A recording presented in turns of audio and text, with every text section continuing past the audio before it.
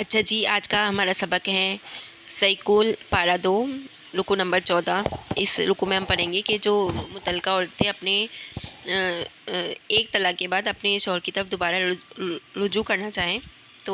کر سکتی ہیں، اور دوسرا وہ دودھ پلانے کے احکام ہے اور عدت کے احکام ہے جن کے شوہر کا انتقال ہو جائے۔ ٹھیک ہے، شروع کرتے ہیں سبق۔ اعوذ باللہ من الشیطان الرجیم، بسم اللہ الرحمن الرحیم۔ وَإِذَا طَلَّقْتُمُ النِّسَاءَ فَبَلَغْنَ أَجَلَهُنَّ فَلَا تَعْضُلُوهُنَّ أَن يَنكِحْنَ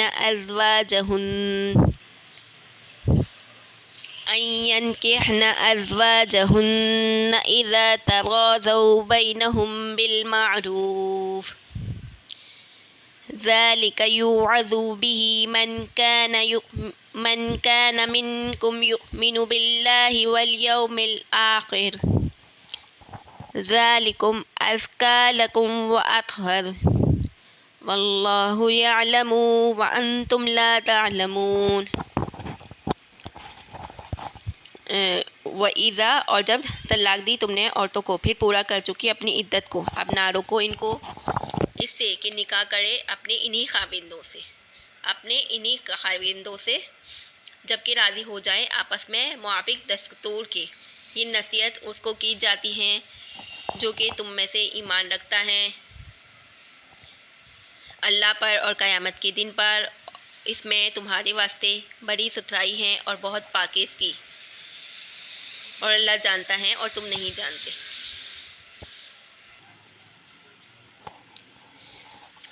والوالدات يرضعن أولادهن حولين كاملين لمن أراد أن يتم الرضاعة وعلى المولود له رزقهن وكسوتهن بالمعروف۔ اور بچے والی عورتیں دودھ پلائیں اپنے بچوں کو 2 برس، جو کوئی چاہے کہ پوری کرے دودھ کی مدت، اور لڑکے والے یعنی باپ پر ہیں کھانا اور کپڑا ان عورتوں کا موافق دستور کے۔ لا تکلف نفس الا وسعها، نہیں تکلیف دی جاتی کسی کو مگر اس کی گنجائش کے موافق۔ لا تضار والدۃ بولدها، اور نہ نقصان دیا جائے ماں کو اس کے بچے کی وجہ سے۔ ولا مولود لہ بولدہ، اور نہ اس کو جس کا وہ بچہ ہے یعنی باپ کو۔ وعلی الوارث مثل ذلک، یعنی باپ کی وجہ سے اس کے بچے کی وجہ سے، اور وارثوں پر بھی لازم ہے۔ فَإِنْ أَرَادَا فِصَالًا عَنْ تَرَاضٍ مِّنْهُمَا وَتَشَاوُرٍ فَلَا جُنَاحَ عَلَيْهِمَا، پھر اب اگر ماں باپ چاہیں کہ دودھ چھڑا دیں یعنی 2 برس کے اندر ہی اپنی رضا اور مشورے سے، تو ان پر گناہ نہیں۔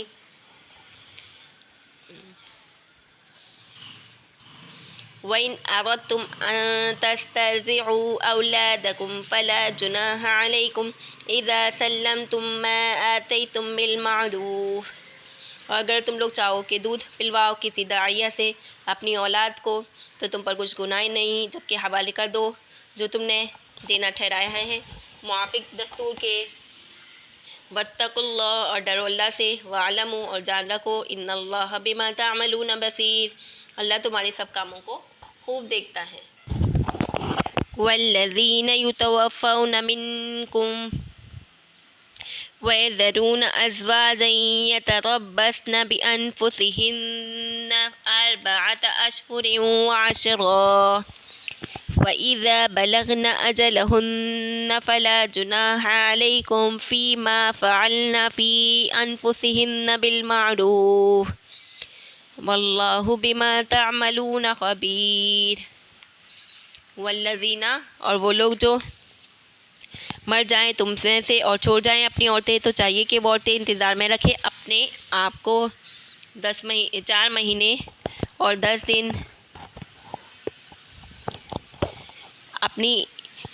اور جب پورا کر چکے اپنی عدت کو تو تم پر کچھ گناہ نہیں اس بات میں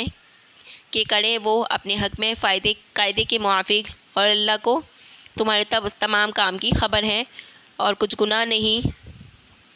فلا جناح علیکم اور کچھ گناہ نہیں، فیما عرضتم بہ من خطبۃ النساء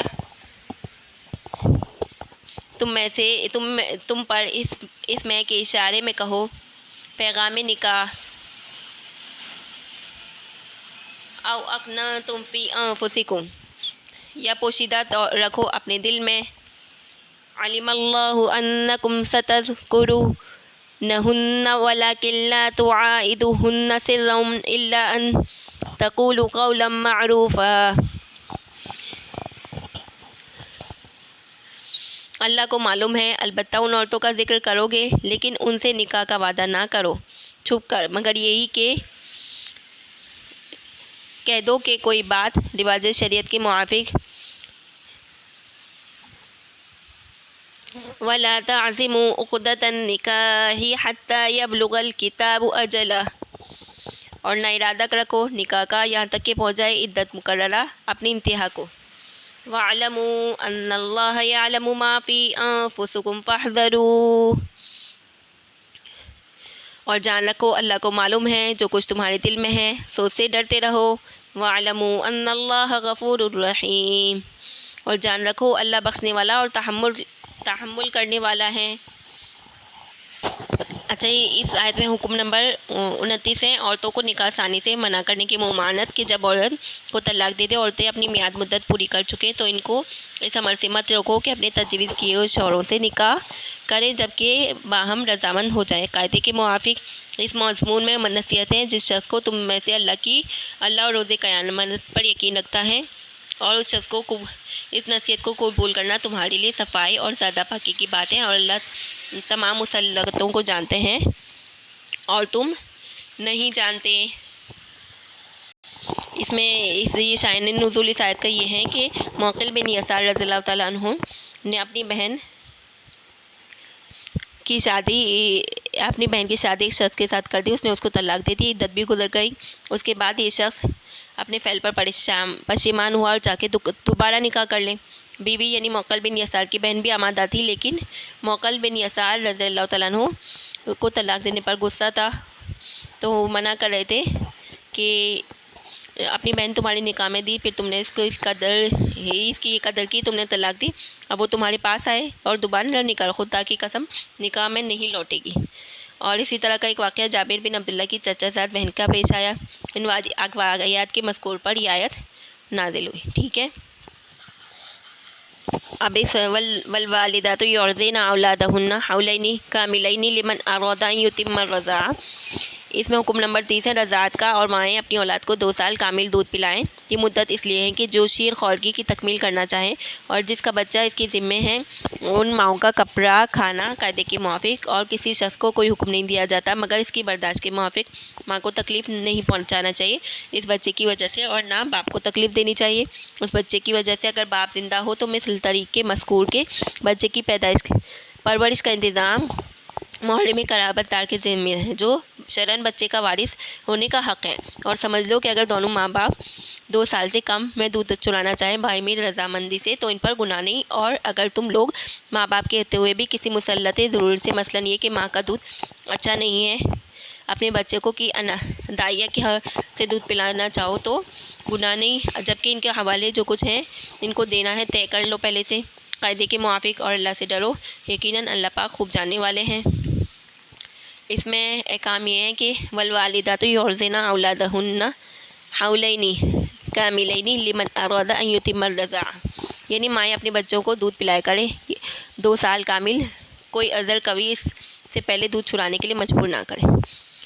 رضاعت کے قاعدے معلوم ہوئے کہ دودھ پلانا ماں کے ذمے واجب ہے، دودھ پلانا ماں کے ذمے ہے، بلا عذر ضد یا ناراضگی کے سبب دودھ نہ پلوائے تو گناہ گار ہوگی۔ دودھ پلانے پر وہ شوہر کوئی اجرت و معاوضہ نہیں لے سکتی جب تک وہ اس کی نکاح میں، کیونکہ اس کا اپنا فرض ہے، ٹھیک ہے۔ پوری مدت رضاعت، اب دوسرا مسئلہ ہے کہ پوری مدت رضاعت 2 سال ہے، جب تک کوئی आज़र माने ना हो, बच्चे का हक है कि वो मुद्दत पूरी की जाए। मालूम हुआ दूध पिलाने के लिए मुद्दत 2 साल है। इसके बाद दूध ना पिलाया, अलबत्ता आयत कुरान और हदीस की बिना पर इमाम आज़म अबू हनीफा रहिमहुल्लाह के नज़दीक अगर 30 महीने यानी 2.5 साल के अरसे में भी दूध पिलाया तो हुक्म रज़ाअत के साबित होगा, और बच्चे की कमज़ोरी की अज़र से ऐसा किया गया तो गुनाह भी ना होगा। 2.5 साल पूरे होने के बाद बच्चे को दूध पिलाना बिल इत्तिफ़ाक़ हराम है। इस आयत के दूसरे जुमले व अलल मौलूदी लहू रिज़्क़ुहुन्ना व किस्वतुहुन्ना बिल मारूफ़ ला तुकल्लिफ़ु नफ्सुन इल्ला वुसअहा, बाप के ज़िम्मे है माओं का खाना और कपड़ा कायदे के मुआफ़िक। कोई शख्स को ऐसा हुक्म नहीं दिया जाता जिसको वो बर्दाश्त ना कर सके। वल वालिदातु इस्तेमाल किया मगर बाप के मुख्तसर लफ्ज़ वालिदु छोड़कर अल मौलूदी इख्तियार किया। कुरान में दूसरी जगह वालिद भी मज़कूर है। ला यजज़ी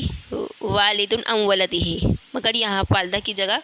मौलूदुल लहू के इख्तियार में एक राज है, ये कि कुरान करीम का एक ख़ास उसलूब है कि कानून दुनिया के कानून की हुकूमतों में बयान नहीं करता मगर मुरब्बियाना और मुशफ़क़ाना तर्ज बयान किया। इस अंदाज से बयान किया कि इंसान पर अमल करना आसान हो जाए। नफ़क़ा बाप के ज़िम्मे, माँ और बाप की मता मुश्तरक है, तो मुमकिन है कि बाप का ये हुक्म भी भारी मालूम हो, इसलिए इसके बजाय वालिद के मौलूद का लफ्ज़ इख्तियार किया कि वो शख्स जिसका बच्चा है। उस तरफ इशारा किया गया कि अगरचे बच्चे की तौलीद में माँ और बाप दोनों की शिरकत ज़रूरी है मगर बच्चा बाप ही का कहलाता है, नसब बाप ही से चलता है, और जब बच्चा उसका हुआ तो ज़िम्मेदारी खर्च इसको भारी मालूम ना होनी चाहिए। बच्चे की दूध पिलाना माँ के ज़िम्मे और माँ का नान नफ़क़ा और दीगर ज़रूरियात बाप के ज़िम्मे। तीसरा मसला ये मालूम हुआ कि अगरचे दूध पिलाना माँ के ज़िम्मे और माँ का नान नफ़क़ा और ज़रूरियात बाप के ज़िम्मे है, और ये ज़िम्मेदारी जिस वक्त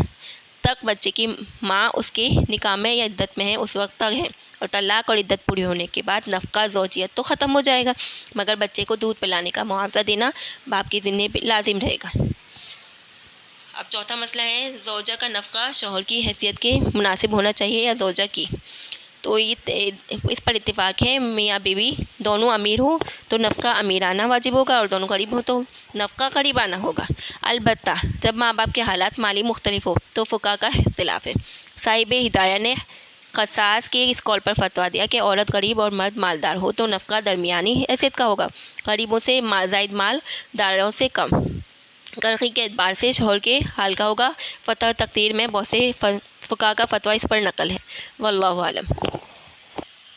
अच्छा जी, आगे आते हैं ला तुज़र वालिदतुम बिवलदिहा वला मौलूदुन लहू बिवलदिही, यानी ना किसी माँ को इसके बच्चे की वजह से तकलीफ़ में डालना जायज़ है और ना किसी बाप को इसके बच्चे की वजह से। मतलब ये कि बच्चे के माँ बाप आपस में ज़िद्दी ना करे, माँ दूध पिलाने के लिए माजूर हो और बाप इस पर समझकर ज़बरदस्ती करे तो आखिर इसका भी तो बच्चा है और ये मजबूर होगी और पिलाएगी, या बाप मुफलिस है और माँ कोई माजूरी भी नहीं तो फिर दूध पिलाने से इनकार करे कि इसका बच्चा है, झुक कर किसी से पिलवाएगा, यानी इस तरह नहीं होना चाहिए। माँ को दूध पिलाने पर मजबूर करने या ना करने की तफसील है। ला तुज़र वालिदतुम बिवलदिहा से अब पांचवा मसला मालूम हुआ कि अगर माँ बच्चे को दूध पिलाने के लिए किसी ज़रूरत के सबब इनकार कर दे तो उसे बाप मजबूर करना जायज़ नहीं, और अगर बच्चा किसी दूसरी औरत या जानवर का दूध नहीं लेता तो माँ को मजबूर किया जाएगा। ये मसला वला मौलूदुन लहू बिवलदी से मालूम हुआ। औरत जब तक निकाह में है तो बच्चे को दूध पिलाने के लिए उजरत का मुतालबा नहीं कर सकती, तलाक़ और इद्दत के बाद कर सकती हैं। ये छठा मसला है, ठीक है। मालूम हुआ कि अगर बच्चे को माँ बाप दूध पिलाने की उजरत मांगती हैं तो जब तक इसके निकाह या इद्दत के अंदर हैं उजरत के मुतालबे का हक़ नहीं, इसका नान नफ़क़ा जो बाप के ज़म्मे है वही काफ़ी है। मज़ीद उजरत का मुतालबा बाप को ज़रर पहुँचाता है, और अगर तलाक़ की इद्दत गुजर गई और नफ़क़े की ज़िम्मेदारी ख़त्म हो चुका है अब मुतल्लक़ा बीवी अपने बच्चे को दूध पिलाने का मुआवज़ा बाप से तलब कर सकती है। बाप को देना पड़ेगा क्योंकि इसके ख़िलाफ़ करने में माँ का नुकसान है। शर्त यह कि मुआवज़ा नहीं तलब करे जितना कोई दूसरी औरत लेती है, ज़ायद मुतालबा करे तो बाप का हक़ है कि इसके बजाय किसी अना का दूध पिलाए। अब ये इसके बाद बात करते हैं यतीम बच्चे की दूध पिलाने किस पर है, कि ज़िम्मेदारी किस पर है। वालल वारी मिसलु ज़ालिक,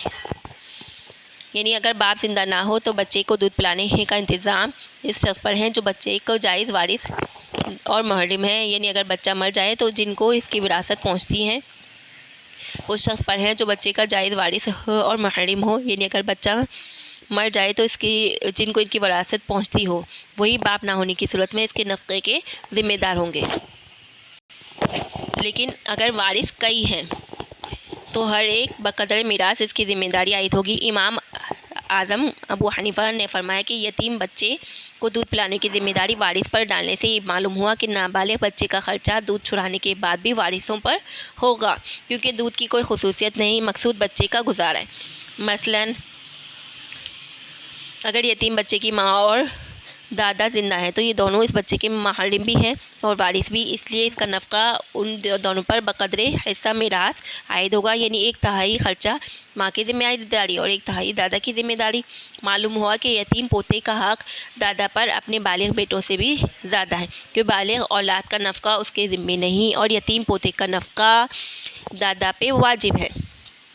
میراث میں بیٹوں کے ہوتے ہوئے پوتے کا حقدار بنانا اصول میراث اور انصاف کے خلاف ہے۔ قریب تر اولاد کے ہوتے ہوئے بعید کو دینا معقول بھی نہیں۔ صحیح بخاری کی حدیث میں لا ولا رجل ذکرن کے خلاف ہے۔ البتہ دادا کو یہ حق ہے کہ اگر ضرورت سمجھے تو یتیم پوتے کے لیے کچھ وصیت کر جائے، اور وصیت بیٹوں کے حق سے بھی زائد ہو سکتی ہے۔ اس طرح یتیم پوتے کی ضرورت کو بھی پورا کر دیا گیا اور وراثت کا اصول کے قریب کے ہوتے ہوئے بعید کو نہ دیا جائے بھی محفوظ رہا۔ اب دودھ چرانے کے احکام کے بارے میں مذکور میں ارشاد ہوا فَإِنْ أَرَادَ فِصَالًا عَنْ تَرَاضٍ مِنْهُمَا وَتَشَاوُرٍ فَلَا جُنَاحَ عَلَيْهِمَا۔ اگر بچے کے ماں باپ دونوں آپس کی رضامندی سے ارادہ کریں کہ شیر خورگی کی مدت یعنی 2 سال سے پہلے ہی دودھ چھڑا دیں، خواہ ماں کی معذوری کے سبب یا بچے کی بیماری کے سبب، تو کوئی گناہ نہیں، آپس کی رضامندی اور مشورے سے، ٹھیک ہے، یعنی جھگڑے کا تختہ مشق نہ بنائے۔ ماں کے سوا دوسری عورت کو دودھ پلانے کے احکام ہیں۔ وَإِنْ أَرَدْتُمْ أَن تَسْتَرْضِعُوا أَوْلَادَكُمْ فَلَا جُنَاحَ عَلَيْكُمْ إِذَا سَلَّمْتُم مَّا آتَيْتُم بِالْمَعْرُوفِ، یعنی اگر یہ چاہو کہ بچوں کو کسی مصلحت سے ماں کے بجائے کسی انا کا دودھ پلواؤ تو اس میں کچھ گناہ نہیں، شرط یہ کہ دودھ پلانے والی جو اجرت مقرر کی گئی ہے وہ پوری ادا کرے، اور اگر اس کا مقررہ اجرت نہ دی گئی تو گناہ ان کے ذمہ دار ہوگا۔ معلوم ہوا کہ دودھ پلانے پر ماں راضی ہیں، لیکن باپ یہ دیکھتا ہے کہ ماں کا دودھ بچے کے لیے مضر ہے، تو ایسی حالت میں حق ہے کہ ماں کو دودھ پلانے سے روک کر کسی داعیہ سے پلوا لے۔ معلوم ہوا جس عورت کو دودھ پلانے پر رکھا جائے اس کا تنخواہ اجرت پوری صفائی کے ساتھ طے کر لی جائے، اس پر بعد میں جھگڑا نہ ہو، صحیح، اور یہ اجرت دینے میں ٹال مٹول سے کام نہ لے، ٹھیک ہے۔ یہ سب احکام رضاعت کے بعد قرآن اپنے مخصوص انداز کے ساتھ قانون پر عمل کرنا آسان اور بظاہر ظاہر اور غائب ہر حال میں اس کا پابند رکھنے کے لیے اللہ تعالیٰ کے خوف اور اس کے علم محیط کا تصور سامنے کیا گیا۔ ارشاد فرمائے فَاتَّقُوا اللَّهَ، اور ڈرو اللہ سے، وَاعْلَمُوا أَنَّ اللَّهَ بِمَا تَعْمَلُونَ بَصِيرٌ، یہ کہ اللہ تعالیٰ تمہارے کھلے اور چھپے ظاہر و غائب کو پوری طرح دیکھ رہے ہیں اور وہ تمہارے دلوں کے مخفی ارادوں نیتوں سے باخبر ہے۔ اگر کسی فریق نے دودھ پلانے یا چرانے کے مذکورہ احکام کی خلاف ورزی کی اور بچے کو کسی مسلط کو نظر انداز کر کے اس بارے میں کوئی فیصلہ کیا تو مستحق سزا ہوگا۔ اب یہ جن کے شوہر وفات کر جائیں ان کے بارے میں احکام بیان کیے جا رہے ہیں اگلی آیت میں، ٹھیک ہے۔ حکم نمبر 31 ہے 31، یعنی شوہر کی وفات ہونے کی صورت میں عدت کا بیان۔ والذین یتوفون منکم الی قولہ واللہ بما تعملون خبیر، جو لوگ تمہیں وفات پا جائیں اور بیویاں چھوڑ جائیں اور وہ بیویاں اپنے آپ کو نکاح سے روکے رکھیں اور 4 مہینے 10 دن پھر اپنی عدت کی میعاد ختم کر لیں تو تم کو بھی کچھ گناہ نہیں ایسی بات کے جائز رکھنے میں کہ وہ عورتیں اپنی ذات کے لیے کچھ کارروائی نکاح کریں قاعدے کے موافق، البتہ اگر کوئی بات خلاف قاعدہ شرع کرے اور باوجود روک سکنے کے نہ رکو تو بھی شرعی کے گناہ ہوگی، اور اللہ تعالیٰ تمہارے تمام افعال کی خبر رکھتے ہیں۔ اب حکم نمبر 32 ہے عدت میں نکاح کا پیغام دینے کے بارے میں۔ اور تم پر کچھ گناہ نہیں ان مذکورہ عورتوں کو جو عدت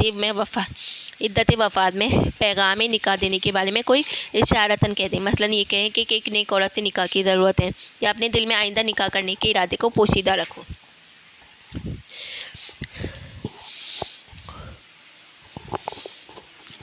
جب بھی گناہ نہیں، وجہ یہ ہے کہ اللہ تعالیٰ کو معلوم ہے کہ تم ان عورتوں کا ذکر مذکور کرو گے، سو خیر ذکر مذکور کرو، لیکن ان سے صاف الفاظوں میں نکاح کا وعدہ اور گفتگو مت کرو، مگر یہ کوئی بات قاعدے کے موافق کہو تو مذائقہ نہیں، اور یہ بات قاعدے کے موافق یہی ہے کہ اشارتاً کہو، اور تم تعلق نکاح فی الحال کا ارادہ مت کرو یہاں تک کہ عدت اپنی مقررہ وقت پر ختم ہو جائے، اور یقین رکھو اس کا کہ اللہ کا کو اطلاع ہے تمہارے دلوں کی بات، سو اللہ سے ڈرتے رہو اور ناجائز عمل کا دل میں ارادہ مت کرو، اور یہ کہ یقین رکھو اللہ تعالیٰ تم معاف کرنے والے اور حلیم ہے۔ اب عدت کے احکام بھی بیان کیے جا رہے ہیں کہ جس کا خاوند مر جائے اس کی عدت کے اندر خوشبو لگانا، سنگار کرنا، سرما، تیل، بلا ضرورت دوا لگانا، مہندی لگانا، رنگین کپڑے پہننا درست نہیں، سری گفتگو کے نکاح ثانی بھی درست نہیں، اگلی آیت میں آتا ہے، اور رات کو دوسرے گھر میں کھڑے رہنا بھی درست نہیں۔ ترجمہ نکاح کے ساتھ جو غیرہ کہا گیا، اس سے مراد امور مراد ہیں، اور یہی حکم ہے اس عورت کا جس پر طلاق بائن واقع ہو گئی ہو، جس میں رجعت درست نہیں، مگر اس کو اپنے گھر سے دن کو بدون سخت مجبوری کے نکلنا درست نہیں ہے۔ ٹھیک ہے، اب یہ کہ اگر چاند رات کو خاوند کی وفات ہوئی تب تو یہ مہینے خواہ 30 کے ہوں یا خواہ 29 کے چاند کے حساب سے پورے کیے جائیں، اور اگر چاند رات کے بعد وفات ہو تو یہ سب مہینے 30 دن کے حساب سے پورے کیے جائیں، پھر کل 30 دن پورے کریں۔ اس مسئلے سے بہت سے لوگ غافل ہیں، اور جس وقت وفات ہوئی جب یہ مدت گزر کر وہی وقت آئے گا عدت ختم ہو جائے، اور جو فرمایا کہ اگر عورتیں قاعدے کے موافق کچھ کرے تو تم پر گناہ نہیں، معلوم ہوا کہ اگر کوئی شخص کوئی کام خلاف شرع کرے تو اوروں پر بھی واجب ہے کہ بشرط قدرت ان کو روکے، ورنہ وہ لوگ بھی گناہ گار ہوں گے جو گناہ سے نہیں روکیں گے۔ ٹھیک ہے،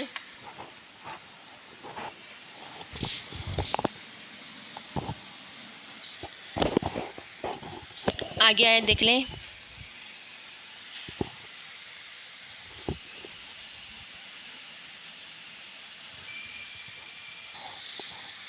اور جان رکھو اللہ پاک بخشنے والے مہربان ہیں۔ یہ آیت یہاں پر کمپلیٹ ہو گئی ہے۔ ٹھیک ہے، یہ جو اس کے بعد کا چیپٹر ہم نیکسٹ درس میں پڑھ لیں گے۔ یہاں پر یہیں تک کافی ہیں، کچھ گناہ نہیں تم پر، اس میں اشارہ ہے کہ پیغام نکاح ان عورتوں کو پوشیدہ رکھو اپنے دل میں، معلوم ہوا کہ ان عورتوں کو ذکر کرو لیکن ان سے نکاح کا وعدہ نہ کرو چھپ کر، مگر یہی کہہ دو کہ بات شریعت کے موافق، اور نہ ارادہ کرو نکاح کا یہاں تک کہ پہنچ جائے عدت مقررہ اپنی انتہا کو، اور جان رکھو اللہ کو معلوم ہے جو تمہارے دلوں میں ہے، اور ڈرتے رہو اللہ سے، اور اللہ بخشنے والا اور تحمل والا۔ اس کی تفسیر پہلے کی جا چکی اس کے ساتھ۔ ٹھیک ہے، یہ نہیں ہے کہ عدت کے اندر کسی عورت کو کھلے طور پر نکاح کا پیغام دینا درست نہیں ہے، اس میں یہ کام بتائے گئے۔ صحیح،